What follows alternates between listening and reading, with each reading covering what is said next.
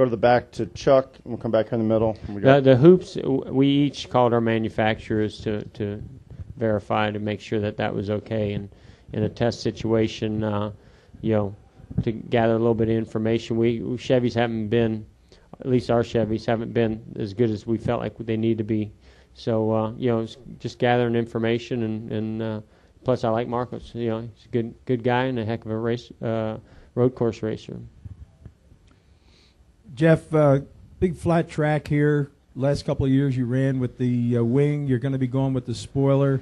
Anticipate anything? Could you talk about what you might end? And there's been some car control issues. Some people have said it's the track surfaces, different places. But could you talk about that a little bit? But most of all, how will it work here? Well, I mean, with the spoiler, what I see is you got a lot more drag down the straightaway here, so I'm not seeing the increase in speed. It seems like the car just gets to a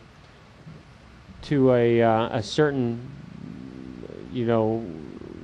amount of drag and downforce and speed down the straightaway and just stalls out. And that's pretty much what we saw in the wind tunnel before we put the spoiler on. Was that would be the case. So, you could have some guys really play around with it for qualifying, running a softer package, which we've seen here even with the wing, to try to get the car down as much as you can out of the air for the long straightaways. And then some are going to do the opposite to try to do what we normally do at a track like Charlotte or other tracks that we go to maximize the downforce and the rake in the car. Everybody has a different theory on how they want to do that or package. My car felt really good. I could get deep in the braking zones. I feel like we made some improvements with our setup from the last time we were here. So my car drove really well. The only thing that we found with the spoiler, and it showed a little bit in the wind tunnel as well as since we've been on the track, is it just doesn't seem have as much side force as the wing used to have. So you got to be careful getting the back of the car out, too sideways or too far in yaw, because it doesn't seem to catch like the wing did. That's all. So and I think that kind of works in my favor. I like to run the car a little bit straighter than some guys. Jeff, Keith Grawler from the Morning Call, Allentown. It's a Tribune paper.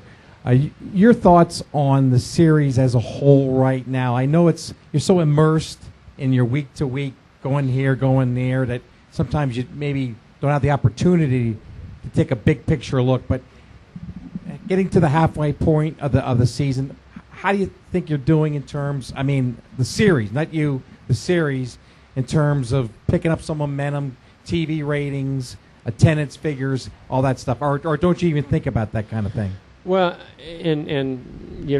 I'm pretty ignorant when it comes to like the stock market and whether a stock goes up or down or whatever things. But one of the things I've realized is that you can compare a little bit of what I know about the stock market to NASCAR. I feel like we've got the best package, the best racing with the green, white checkers, the double file restarts, the overall competition being the closest that I've probably ever seen it. We've seen some great racing this year, and has that impacted the attendance and the TV ratings? I don't know. Sometimes a company will go and perform just the way they're supposed to, and an analyst says, this isn't a good stock, and it goes down, and that's where I think where we've been. We've been in the perception of where the sport's heading, and we're still battling some of that, with our fans. And I think there's some fantastic things that NASCAR has some initiatives that they've taken and how they've reached out to the fans. But, we've lost a little bit of momentum. I'm hoping we can get it back.